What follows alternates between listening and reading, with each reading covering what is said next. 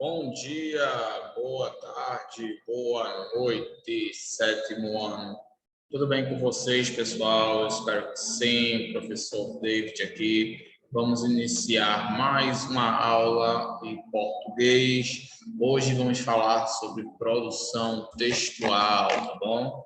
Vamos continuar nosso estudo sobre produção textual. Na aula passada, nós falamos um pouco sobre o texto da página 18, onde trabalhamos o gênero conto, né? Lemos aí o texto da página 18, e hoje vamos continuar falando um pouco mais sobre esse gênero, falando um pouco mais sobre a produção textual. Temos algumas atividades para respondermos aqui, que também envolvem questões gramaticais, tá bom? Também envolvem questões gramaticais, tá? Essas questões gramaticais, elas são relacionadas ao substantivo, a adjetivos e etc, tá bom? Então, peço que vocês abram seus livros aí na página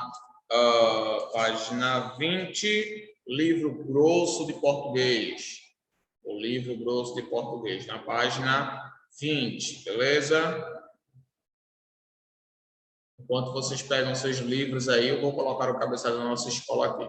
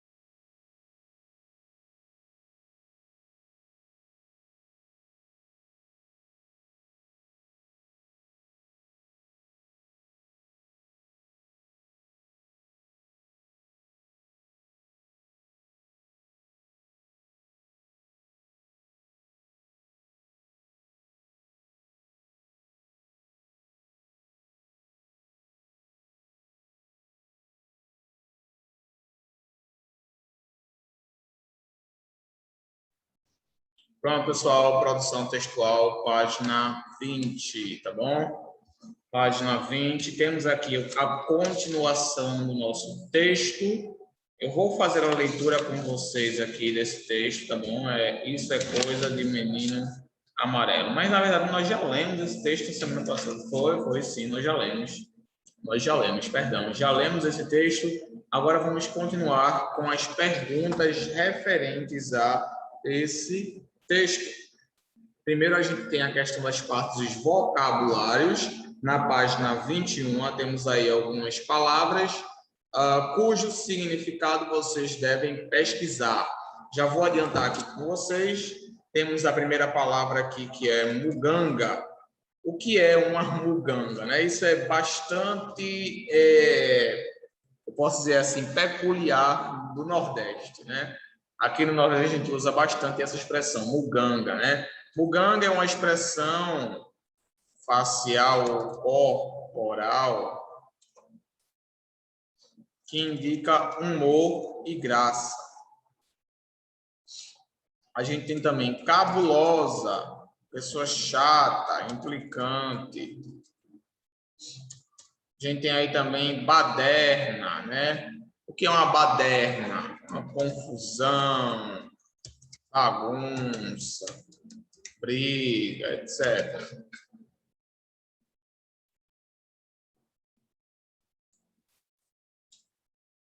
Temos aí também gororoba, né? Gororoba. Gororoba é uma comida estranha, com aparência esquisita. Comida estranha com aparência esquisita, né? Vamos lá. Estabanada.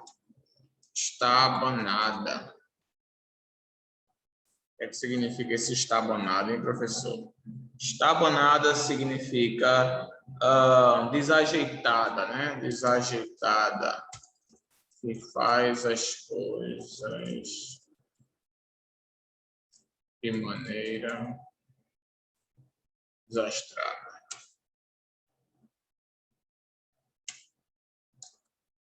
Estripulia. Estripulia é o ato de fazer travessura. Estripulia. Pronto. Esses são os vocábulos, tá bom? Da página 21. Aí estão seus significados. Passem para os seus cadernos, por favor. Tá bom? Enquanto a gente continua a nossa leitura aqui. Tá bom? Aí temos aí uma questão para discutir, ainda na página 21. Qual é a ideia central do texto? Segundo, o que Pincelo acha sobre comer comidas esquisitas? Terceiro, no início do conto, Aquarelita tem desejos de comer comidas diferentes devido à gravidez. Ela queria comer giz de cera. Se ela não comesse, o que poderia acontecer? É possível isso acontecer? E último, como você pode ver, nesse texto a autora explora o sentido da expressão coisa de menino amarelo. Você já ouviu essa expressão? O que ela significa no conto? Então, temos algumas questões aqui. Tá? Primeiro, qual é a ideia central do texto? Vamos lá. Primeiro, qual é a ideia central do texto? Sobre o que esse texto fala? Esse texto fala sobre o menino amarelo, né? Que foi resultado dos desejos esquisitos da mãe, querer comer coisas esquisitas. Então, é sobre um comportamento, né? Comportamento de um menino amarelo. E a gente vai explicar ainda essa expressão para vocês, menino amarelo. Bom? Segundo, o que Pincelo acha sobre comer comidas esquisitas? Ele acha que não faz mal, né? O que Pincelo acha sobre comer comidas esquisitas? Bem, ele acha que faz mal e não é comida de gente. Pincelo acha que faz mal e que não é comida de gente. Portanto, não deveria ser ingerido. Tá bom? Vamos lá, continuando agora. No início do conto, Aquarelita tem desejo de comer comidas diferentes devido à gravidez. Vamos lá. No início do conto, Aquarelita tem desejo de comer comidas diferentes devido à gravidez. Ela queria comer giz de cera. Se ela não comesse, o que poderia acontecer? É possível isso acontecer? Ou seja, ela tinha desejo de comer coisas esquisitas, né? Devido à gravidez. É uma coisa comum com as mulheres. Quando chega um certo período da gravidez, elas começam a ter um desejo de comer coisas esquisitas, tá? E a pergunta é o seguinte: no início do conto, a Aquarelita tem desejo de comer comidas diferentes devido à gravidez. Ela queria comer giz de cera. Se ela não comesse, o que poderia acontecer? É possível isso acontecer? Sim, não. Sim e não, né? O que poderia acontecer? Talvez, se ela não tivesse comido, o menino teria nascido com cabeça de cera, né? Com a cabeça de giz de cera. Que a gente tem um ditado que diz, né, que se a mulher não comer aquilo que ela tem desejo, o filho, ele tem a possibilidade de nascer com cara daquilo que ela não comeu, que não faz sentido, né? A gente sabe que isso aí é apenas um mito, tá? Não tem comprovação científica nenhuma, é apenas um mito, tá bom? Então, possivelmente, ele já seria com cabeça de cera, né? Mas a segunda pergunta aí, é possível isso? Não, gente. Não, claro que não é possível. Tá? Isso é apenas um ditado, é apenas um mito, tá bom? Não existe, tá bom? Ele nasceria com cabeça de giz. Ponto e... Não, esse não aí é referente à segunda pergunta. É possível isso acontecer? Não. Bom. Quarto. A expressão é usada para designar travessuras de crianças desobedientes, dissimuladas, travessas, etc. Tá bom? Essa é a resposta do quarto quesito, tá bom? Menino amarelo, pessoal, quando a gente diz isso, a gente se refere ou ao menino que é muito cuidado ou ao menino que é muito travesso, que tem, faz muita travessura, tá bom? Então, o menino amarelo ele tem esses dois significados. Ele pode significar o menino travesso ou o menino que é muito mimado, tá bom? A gente usa essa expressão nessas duas ocasiões, tá? Ou quando ele é muito mimado ou quando ele é muito travesso, tá? Pronto. Agora a gente tem algumas outras questões aqui. Essas foram questões de reflexão acerca do texto. A gente agora vai desvendar os segredos do texto. Vamos analisar, fazer uma análise mais interna sobre o texto. Trouxe aqui para vocês um slide aqui com as perguntas para facilitar para vocês, considerando que algumas pessoas elas não têm livro, elas não estão com livro ainda. Então, a gente vai utilizar o nosso slide aqui para nos ajudar, tá bom? Então, vamos lá. Primeiro, o texto Isso é Coisa de Menino Amarelo faz alusão ao mundo das artes, particularmente à pintura.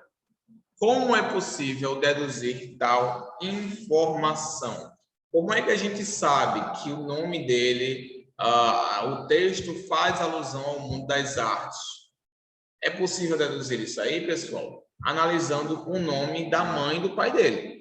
O nome da mãe é Aquarelita e o nome do pai é Pincelo, né? É Pincelo, tá? Então, é possível fazer essa dedução quando a gente observa as referências bem explícitas para com a arte no texto. Então, a gente consegue deduzir essa informação através do nome do pai e da mãe. O nome do pai é Pincelo e o nome da mãe é Aquarelita. Segundo, a cidade inteira ficou agitada com a notícia que estava se espalhando. O que podemos inferir do lugar onde a família do menino amarelo morava, tá? O que é que a gente consegue deduzir também? Considerando que a cidade inteira ficou agitada com a notícia que estava se espalhando. Além do que já foi dito, de que todo mundo ficou surpreso e que a notícia foi espalhada, além disso, o que é que a gente pode deduzir? Do lugar onde a família dele morava. Como ele fala aqui, ó, a cidade inteira ficou agitada com a notícia que estava se espalhando. A gente deduz, pessoal, como a cidade inteira ficou sabendo, possivelmente, em tão pouco tempo, né, era uma cidade pequena, não era uma cidade grande, não era um Recife, uma Olinda, por exemplo, não, tá bom? Era uma cidade pequena, o que fez com que o boato se espalhasse rapidamente, considerando que era uma cidade.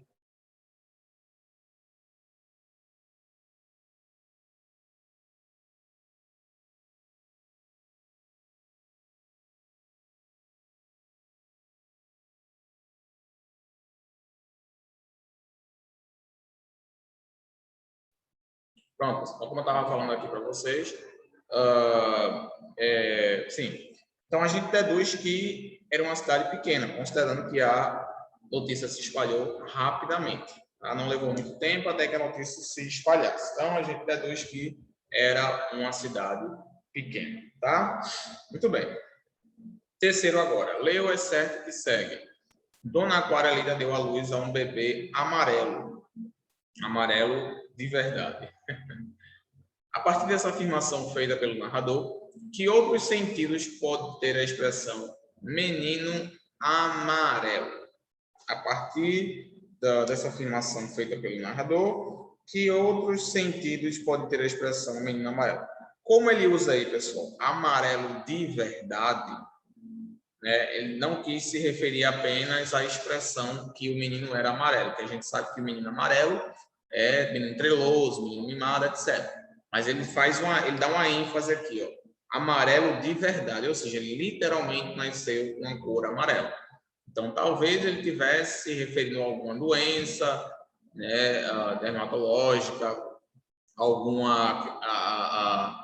queria dar ênfase ao fato da mulher não ter ingerido aquilo, né, aquele gesto tudinho que fez com que ela nascesse, com o filho dela nascesse realmente de pele amarela. Enfim, ele quis usar uma expressão direta, né, no sentido denotativo, tá bom? Quarto, conforme o texto, Raul foi crescendo todo cheio de direito e amarelo. Retire do texto o fato que explica o senso de autoridade do menino amarelo. Então, retire do texto o fato que explica o senso de autoridade do menino amarelo, tá?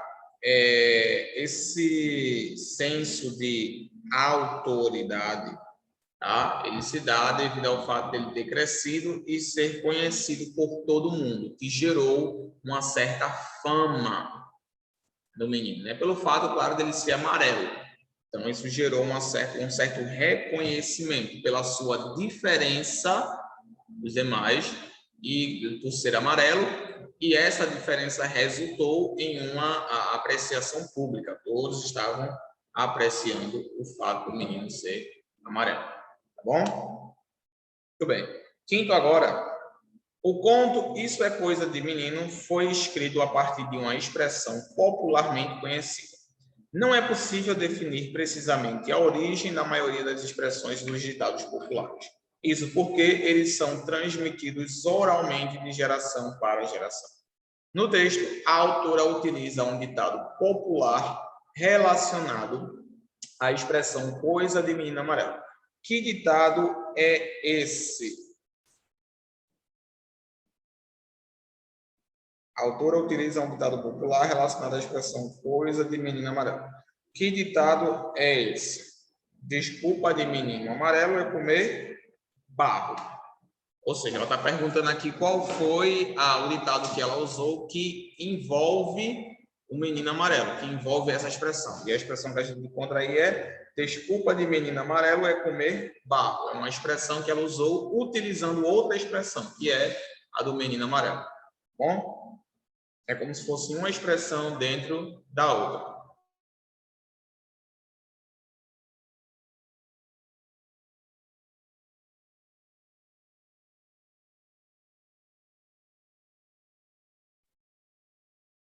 Ok, vamos lá, pessoal. Continuando então agora. Sexto. Agora, explique qual é o sentido desse ditado, de acordo com o ponto de cesse calado. Qual é o sentido desse ditado? Desculpa de menino amarelo é comer barro. Qual é o sentido desse ditado?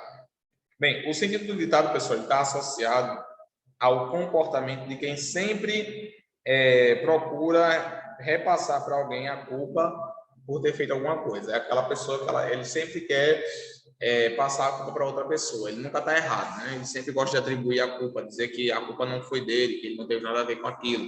E ele vai jogando a culpa para outra pessoa, né? Então, o que a pergunta diz aqui é justamente isso. Qual é o sentido desse ditado, né? O que é que significa? Desculpa de menino amarelo é comer barro. Justamente que ele procura passar a sua culpa para outra pessoa. Tá bom? Vamos agora para o sétimo. Entre os ditados populares a seguir, qual deles possui o sentido apontado na questão anterior? Entre os ditados populares a seguir, qual deles possui o sentido apontado na questão anterior? Ou seja, qual é o que tem o sentido, pessoal, de passar a culpa para os outros e nunca admitir que está errado? Desculpa de aluno que tira nota ruim é reconhecer que não estudou. Não. Desculpa de aluno que tira nota ruim é reconhecer que não estudou. Até porque se ele reconheceu que ele não estudou, então ele não está passando a culpa para ninguém. Ele está, de certa forma, assumindo a culpa dele. Claro, está dando desculpa, mas ele está assumindo a culpa dele. Então, ele não está passando essa culpa para ninguém. Água mole em pedra dura, tanto bate até que fura. Então, também não. Gato escaldado tem medo de água fria. Não. Desculpa de jogador ruim é chuteira frouxa. Certo. Em caso de ferreiro, espeto de pau. É errado. A letra correta e a resposta correta é a letra D. Desculpa de jogador ruim é chuteira frouxa. Por quê? É assim que a pessoa amarela, né, ela age. Ela sempre culpa alguém ou algo pelos seus erros. Então, a desculpa dele jogar mal é que a chuteira dele estava frouxa, né? Então, ele atribuiu aí a culpa para a chuteira. Ele disse que a culpa dele ter jogado mal, como se fosse isso. A culpa é da chuteira. Ele não tem nada a ver com isso, tá? É o que o menino amarelo diz. Oitavo. Nesse ponto, o narrador participa dos fatos narrados ou apenas observa o desenrolar das ações? Como podemos classificar esse tipo de narrador? Tá? Ele apenas observa ou ele também participa? Não, pessoal. Esse daí, ele apenas observa. Ele não participa dos pontos narrados. Ele não participa, ele apenas observa. A gente chama de narrador observador. Como é que a gente pode justificar isso daí? Tá? A gente não vê nenhuma parte que ele usa eu. Ó, se a gente ler o texto, ó, a gente não vê ele falando eu. E se falou, claro, foi para fazer referência a alguma parte do texto. Mas, como você viu aí, ele só se refere a eles como terceira pessoa. Ele não usa eu, né? Ele não fala sobre ele. Então, a gente entende que ele não estava lá, ele apenas estava observando o desenrolar da ação, tá bom? Pronto, agora a gente vai para o nono quesito, nono e último quesito dessa parte aqui, tá bom? Onde ele vai falar um pouco sobre, vai ter algumas questões aqui a mais, né? Sobre o conflito, o clímax, o desfecho. A gente sabe que toda narrativa, ela precisa ter essa estrutura, né? Precisa ter o clima, a tensão ali, precisa ter o enredo, que é o contexto, a situação, etc. Precisa ter o clímax, que é a parte mais importante do texto, tá? É justamente quando o texto ele começa a ficar na sua parte mais relevante, eu posso dizer assim, tá bom? Então vamos lá. Nono, no conto, normalmente o enredo é estruturado em torno de um único conflito, que pode variar bastante, desde a oposição entre dois personagens ao dilema existencial de um protagonista consigo mesmo. É o conflito que possibilita o clima de tensão que geralmente envolve o conto. À medida que o conflito aumenta, a narrativa vai se tornando mais tensa até atingir o clímax, isto é, a sua tensão máxima. Após o clímax vem o desfecho, o fim do enredo, no qual os autores procuram surpreender o leitor com um final inesperado, impactante. Esse jogo entre conflito, clímax e desfecho é responsável por despertar e prender o interesse do leitor durante a narrativa. Tá? A gente já vem estudando a questão da narrativa há algum tempo e a gente já sabe que toda narrativa ela precisa ter um desfecho, precisa ter um clímax, um desfecho, que é justamente quando acontece a ação, onde as coisas ficam importantes, né? Ficam relevantes, tá bom? Então, esse desfecho aí, pessoal, esse enredo, ele inclui algumas coisas, o conflito, né, em torno do que a história vai girar, o desfecho, que é quando vai o final, né, a parte que soma tudo e tem a finalização, o enredo, tudo mais, tá bom? Então, vê só, vamos lá. Letra A. No conto, isso é coisa de menino amarelo. Essas características retratadas acima podem ser identificadas. Pensando nisso, responda as questões a seguir. Letra A. Qual é o conflito desenvolvido ao longo do texto? Pronto, falando agora do enredo desse gênero textual aí. Qual é o conflito que é desenvolvido ao decorrer desse texto aí, ao longo desse texto, tá bom? Nesse caso aí, pessoal, o conflito, posso dizer assim, a parte negativa, a parte onde há, de fato, um problema o problema a ser abordado, né? Um conflito, eu acredito que seja em relação ao comportamento do menino amarelo. O fato dele ter nascido com toda aquela atenção, ter desenvolvido todo aquela baderna, aquela trela, né? O fato dele querer fazer tudo o que ele quer, eu acho que esse foi o conflito do enredo aí. Essa foi a parte onde houve, de fato, aquele conflito entre os pais, onde a gente vê um problema a ser resolvido, tá bom? Letra B. Em que momento da narrativa o conflito atinge o seu limite? Isto é, o clímax. Tá? Eita, onde é que atinge aí a parte mais, posso dizer assim, não relevante, mas com quase a conclusão, já chegando no final, né? Na parte mais, assim, mais emocionante da história, que é o clímax, é onde o conflito já aconteceu e ali chegou na parte principal. Nesse caso aí, a gente pode dizer que o clímax ele se encontra na parte do seguinte parágrafo. Só acordou na manhã seguinte, vermelho, que nem um tomate maduro. Esse é o clímax, é onde a gente se dá a parte mais importante, não mais importante do texto, mas é quando a gente junta tudo e chega como se fosse uma conclusão. Aí é o clímax. Como o menino era muito desobediente e tal, aí pronto, aí ficou dessa forma.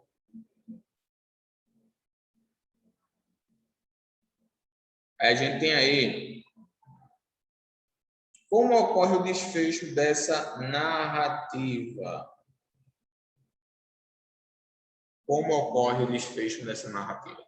Bem, ocorre no seguinte trecho. Nunca mais ninguém olhou atravessado para ele.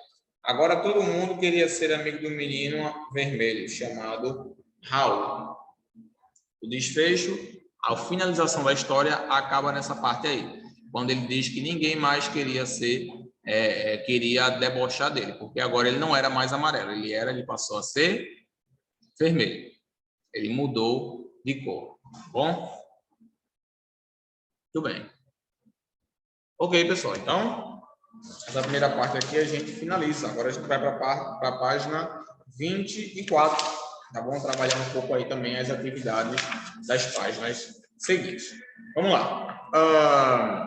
Agora a gente vai trabalhar a análise linguística, tá bom? Agora a gente vai ver análise linguística. Análise linguística é onde a gente vai trabalhar a parte gramatical que pode ser aplicada ao contexto que a gente acabou de ver, a produção de texto, tá bom?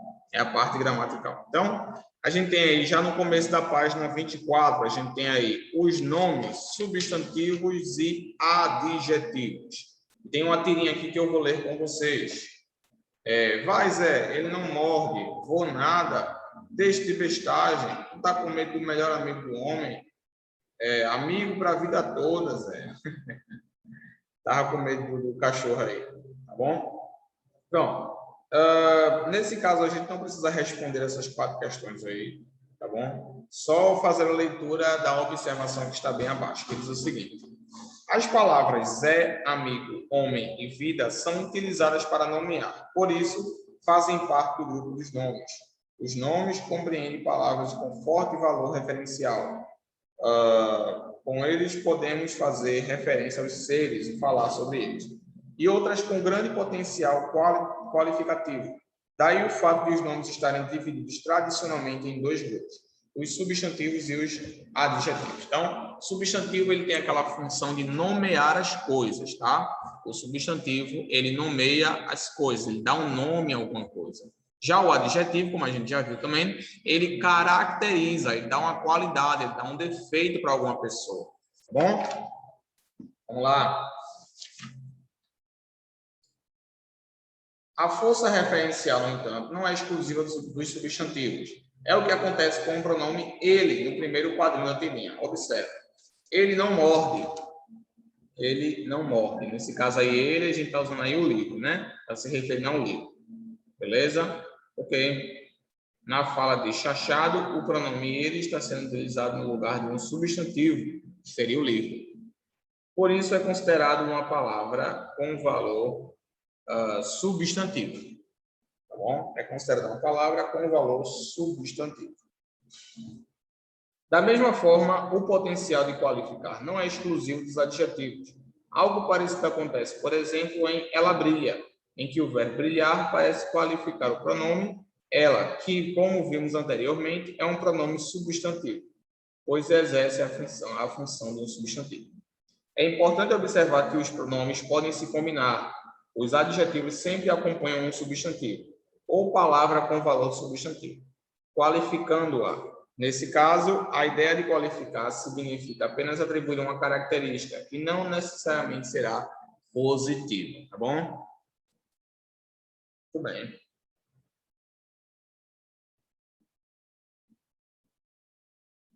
que é que isso quer dizer, pessoal? O que ele quer dizer aqui? É que os adjetivos, algumas pessoas têm a tendência de achar que adjetivos, eles servem para dar uma qualidade, mas nem sempre é assim. Ele dá uma característica. Essa característica ela pode ser boa, ela pode ser ruim, ela pode ser... Bem, ela pode ser de várias formas. Bonito, feio, magro, alto, gordo, baixo, legal, chato, irritante, amável, enfim. São vários adjetivos. Cada um ele pode indicar alguma coisa, tá bom? Aí a gente vai agora palavras que determinam um substantivo. Vamos lá. Vamos pular esse texto aqui.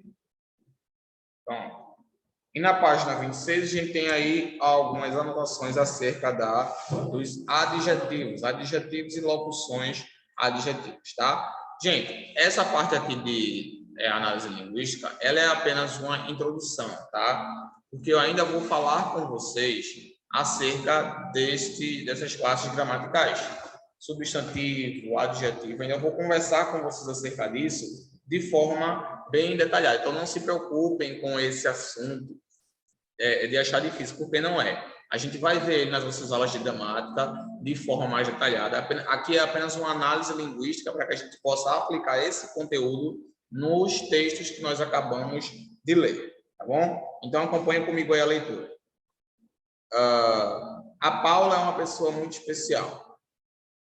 Essas palavras que acompanham os substantivos, delimitando seu sentido, são chamadas de determinantes. Várias classes de palavras podem desempenhar esse papel. Adjetivos e locuções adjetivas, cabelos cacheados, adjetivo, suco de laranja, locução adjetiva, cardápio de hoje, locução adjetiva, pneus de trás, locução adjetiva. Então, esse de trás aí, quando tiver esse T, a gente chama de locução adjetiva. E também tem um adjetivo quando ele vem sozinho, podendo modificar o substantivo. A gente também tem aí os numerais, os pronomes e os artigos, tá bom? E em seguida a gente tem aí uma questão da substantivação, ou seja, como é que você pode pegar uma palavra e transformar em um substantivo, tá bom? Bem, gente, veja, eu não vou explicar mais para vocês sobre isso aqui, só as respostas acerca da produção textual já foram suficientes. Na nossa próxima aula de produção textual, a gente continua respondendo todas essas perguntas referentes à gramática, análise textual, análise de texto, tá? E depois a gente vai fazer as atividades que estão presentes na página 27 e em diante, tá bom? Mas por hoje já foi suficiente que a gente viu aqui, vocês já conseguiram absorver aí. Na próxima aula a gente vai falar mais um pouquinho sobre os adjetivos, vamos falar mais um pouquinho sobre como eles podem nos ajudar, como eles nos ajudam a classificar as pessoas, qualificar as pessoas, seja com a qualidade, um defeito, enfim. A gente vai ver como é possível que os adjetivos nos ajudem e tornem o nosso texto bem mais agradável de serem lidos. Não apenas os adjetivos, como também os substantivos. Vocês vão aprender a transformar um verbo em um substantivo e vice-versa. Tá bom, pessoal? Então, na próxima aula a gente vai continuar. Vejo todos vocês lá. Peço que vocês assistam a aula. E qualquer dúvida que vocês tiverem, vocês podem me procurar lá no Flysam. Essa aula aqui foi apenas para a gente responder as perguntas e tirar algumas dúvidas de vocês acerca desse assunto aí que tem complicado algumas pessoas, tá bom? Então, próxima aula a gente continua. Façam a leitura aí da página 26 e da página 27. Vejam as observações aí ao lado do livro de vocês, tá bom? E qualquer dúvida que vocês tiverem, vocês podem me procurar lá no Flysam, como eu já falei. Tá bom, gente? Fiquem com Deus. Tenham uma ótima semana para vocês. Bom descanso. E semana que vem a gente está de volta com mais aulas, se Deus quiser. Tá bom, gente? Vou indo, tchau e até a próxima aula. Fiquem ligados lá no Flysam, porque nós vamos mandar alguns avisos por lá, tá bom?